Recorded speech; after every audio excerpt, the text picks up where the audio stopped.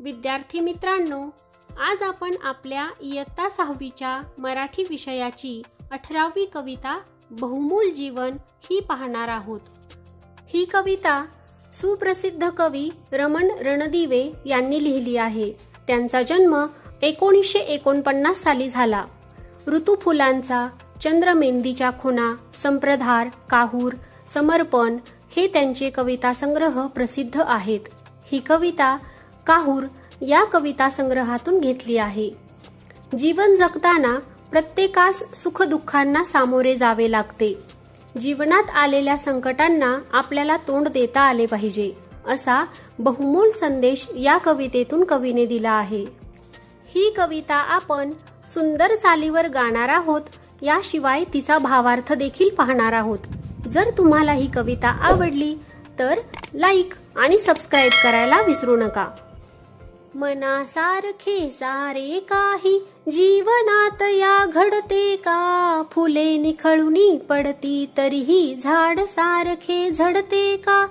मनासारखे सारे काही जीवनात या घडते का, फुले निखळूनी पडती तरीही झाड सारखे झडते का। भोगावे लागतेच सकला जे येते ते वाट्याला, गुलाब बोटे मोडत नाही आसपासच्या काट्याला। काटे देते म्हणून लतिका मातीवरती चिडते का, मनासारखे सारे काही जीवनात या घडते का। वसंत येतो निघूनी जातो, ग्रीष्म जाळतो धरणीला, पुन्हा नेसते हिरवा शालू पुन्हा नवे पण सृष्टीला। देह जळाला म्हणून धरणी एक सारखी रडते का, मनासारखे सारे काही जीवनात या घडते का। रोज नभाचे रंग बदलती घनदाटूनी येतात तरी, निराश आशा पुन्हा नव्याने नक्षत्रे नेतात घरी। अवसेला पाहून पौर्णिमा नभात रुसुनी बसते का, मनासारखे सारे काही जीवनात या घडते का। सुख दुःखाची ऊन सावली येते जाते राग नको, संकटास लीलया भिडावे आयुष्याचा त्याग नको। बहुमोलाचे जीवन वेड्या कुणास फिरुनी मिळते का, मनासारखे सारे काही जीवनात या घडते का। फुले निखळूनी पडती तरीही झाड सारखे झडते का, मनासारखे सारे काही जीवनात या घडते का। या कवितेतील प्रत्येक कडव्याचा आता आपण अर्थ पाहूया। मनासारखे सारे काही जीवनात या घडते का, फुले निखळूनी पडती तरीही झाड सारखे झडते का। याचा अर्थ आयुष्यामध्ये सर्व गोष्टी आपल्या मनाप्रमाणे घडत नाहीत, त्यामुळे आपण निराश होऊ नये। जसे की झाडावरून फुले गळून पडली तरीही झाड काही पूर्णपणे वठून जात नाही। भोगावे लागतेच सकला जे येते ते वाट्याला, गुलाब बोटे मोडत नाही आसपासच्या काट्याला। काटे देते म्हणून लतिका मातीवरती चिडते का, मनासारखे सारे काही जीवनात या घडते का।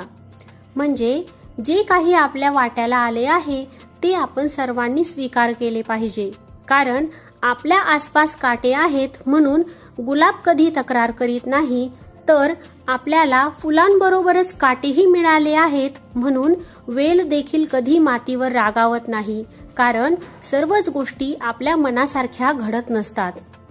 वसंत येतो निघूनी जातो, ग्रीष्म जाळतो धरणीला, पुन्हा नेसते हिरवा शालू पुन्हा नवे पण सृष्टीला। देह जळाला म्हणून धरणी एक सारखी रडते का, मनासारखे सारे काही जीवनात या घडते का। वसंत ऋतू आल्यानंतर सर्वत्र फुले बहरतात व काही काळानंतर ती गळून पडतात। कडक उन्हामुळे धरती जळत असते, परंतु पुढे पावसाळा येताच धरणी हिरवीगार होते व जणू काही तिने हिरवा शालू नेसला आहे असे भासते। सृष्टी पुन्हा नवीन होते। आपले शरीर उन्हाने जळाले म्हणून ती रडत बसत नाही, कारण जीवनामध्ये सर्वच गोष्टी आपल्या मनाप्रमाणे घडत नाहीत। रोज नभाचे रंग बदलती, घनदाटूनी येतात तरी, निराश आशा पुन्हा नव्याने, नक्षत्रे नेतात घरी. अवसेला पाहून पौर्णिमा, नभात रुसुनी बसते का, मनासारखे सारे काही, जीवनात या घडते का. याचा अर्थ, दररोज आकाशाचे रंग बदलतात, तरीही काळे ढग दाटून आल्यानंतर निराशेत बुडालेले तारे पुन्हा नव्याने लखलखतात. निराशेचे रूपांतर काही दिवसांनी आशेमध्ये होत. अमावस्येच्या अंधाऱ्या रात्री चंद्र दिसत नाही म्हणून पौर्णिमा कधी रुसून बसत नाही. कारण या जीवनामध्ये सर्वच गोष्टी आपल्या मनाप्रमाणे घडत नसतात. सुखदुःखाची ऊन सावली, येते जाते राग नको, संकटासली लया भिडावे, आयुष्याचा त्याग नको. बहुमोलाचे जीवन वेड्या, कुणास फिरुनी मिळते का, मनासारखे सारे काही, जीवनात या घडते का. आपल्या आयुष्यामध्ये सुख आणि दुःख हे ऊन सावलीप्रमाणे येतात आणि जातात. त्यामुळे राग मानू नये. आपल्या आयुष्यात अनेक संकटे येतात, त्यांना धाडसाने सामोरे जावे. संकटांना घाबरून आयुष्याचा त्याग करू नये. कारण हे जीवन अनमोल आहे, ते एकदाच मिळते. त्यामुळे ते सुंदरपणे जगावे. कारण या जीवनामध्ये सर्वच गोष्टी आपल्या मनाप्रमाणे घडत नसतात. या कवितेतून कवीला हेच सांगायचे आहे की आयुष्यात जी काही परिस्थिती आपल्याला मिळाली आहे तिचा स्वीकार करत आनंदाने जगावे. धन्यवाद.